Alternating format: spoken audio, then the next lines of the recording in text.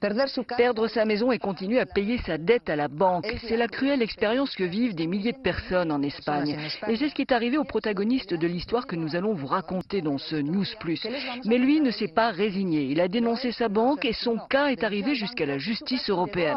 Je vous propose de regarder notre reportage et ensuite nous parlons avec un juge. Mohamed Aziz a subi le même sort que des milliers d'autres personnes en Espagne. Il a perdu son emploi de soudeur en 2009 et ensuite son logement qu'il avait acheté ici à Martorell, près de Barcelone, grâce à un prêt de 126 000 € en 2003. En 2011, la caisse d'épargne à laquelle Mohamed Aziz doit 115 000 € entame une procédure d'expulsion, car il est en retard sur 4 échéances de 700 € chacune. Depuis, il habite avec sa femme et ses 3 enfants dans ce logement social, dont le loyer est de 270 €. Quand j'ai eu ce problème, raconte-t-il, j'en ai parlé au père de Dionisio, qui est décédé maintenant. Il en a parlé à son fils. C'est lui qui m'a contacté. Il a commencé à réfléchir aux solutions pour en arriver jusqu'à maintenant. Car Mohamed ne s'est pas résigné à son sort. C'est lui qui est à l'origine de l'arrêt de la Cour européenne de justice qui a mis hors jeu la loi espagnole sur les expulsions et permis au juge de la suspendre préventivement. Et Dionisio Moreno, modeste avocat toujours prêt à défendre les démunis, va l'aider à mener ce combat de David contre Goliath. Mohamed est venu avec un ami, lui aussi marocain, un certain Javi. Il m'a expliqué qu'il avait un problème, qu'il était en retard avec ses échéances. Nous avons essayé de négocier avec sa banque. La banque n'a rien voulu savoir. Elle nous a acculés à une procédure d'expulsion.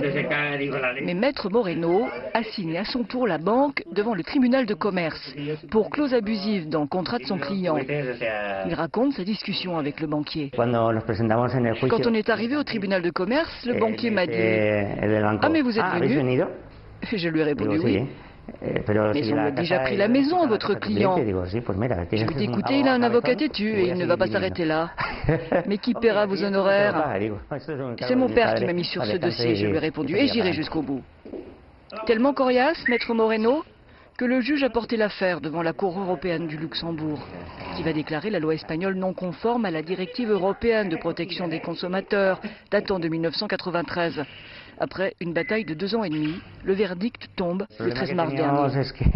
Le problème, on était tellement émus qu'on n'arrivait pas à ouvrir le document avec l'arrêt de la Cour. Se souvient Dionisio Moreno. Finalement, on a pu l'ouvrir. Je suis allé directement au verdict et on avait gagné.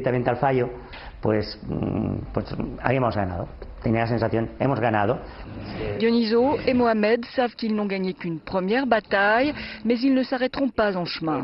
La victoire, ce sera quand Mohamed récupérera son logement, saisi par la banque. Nous sommes maintenant avec le 3e protagoniste de cette affaire, le juge José María Fernández Cerro, qui se trouve à Barcelone. Bonjour monsieur. Hola, buenos días. Vous êtes juge au tribunal de commerce de Barcelone où Mohamed Aziz a porté plainte contre la caisse d'épargne pour clause abusive dans le contrat de son prêt. Et il demande l'annulation de son expulsion de son logement. Pourquoi avez-vous porté ce cas devant la Cour de justice de l'Union européenne? ¿Por qué acudió usted al Tribunal de Justicia de la Unión Europea? Fondamentalement, je l'ai fait parce qu'il y a des éléments dans le système d'expulsion espagnol qui nous font penser qu'il est injuste. C'est-à-dire que le consommateur ne peut pas se défendre correctement face à une demande d'expulsion. Le 14 mars, la Cour européenne de justice a rendu un jugement favorable à M. Aziz. Quelles conséquences concrètes y aura-t-il pour cet homme qui a perdu son logement? Le résultat pour lui, c'est qu'il faudra que le tribunal qui a reçu sa plainte contre la banque examine si son prêt comportait ou non des clauses abusives et s'il a été légitimement ou non expulsé de son logement. Le nombre d'expulsions en Espagne est dramatique. Qu'est-ce qui va changer pour les personnes concernées? Qu'est-ce qui va changer lorsque quelqu'un ira demander un prêt hypothécaire en Espagne? L'Espagne a tardé à transcrire la directive européenne sur la protection des consommateurs et désormais ce qui va changer, c'est d'abord que le juge va avoir des compétences accrues pour réviser les procédures procédure d'expulsion et il aura obligation de supprimer les clauses, les conditions abusives, que ce soit concernant les intérêts, les clauses au solde sur les taux variables ou les circonstances dans lesquelles le contrat a été signé. En fait, lorsque la réforme de la loi sera approuvée, le consommateur bénéficiera d'un environnement substantiellement différent, car ce qui se passe en Espagne est absolument atypique en Europe. Clause au sol, qu'est-ce que cela veut dire?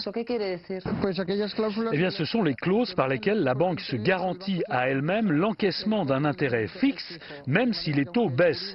De façon à ce que même si l'Euribor est à 1%, la banque se garantit que les intérêts seront supérieurs à 4,5 ou 5%.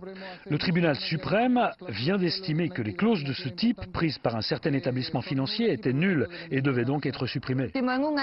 Pour finir, en tant que juge, quel est votre sentiment face à ce jugement prononcé par une cour européenne qui vient contredire la législation espagnole?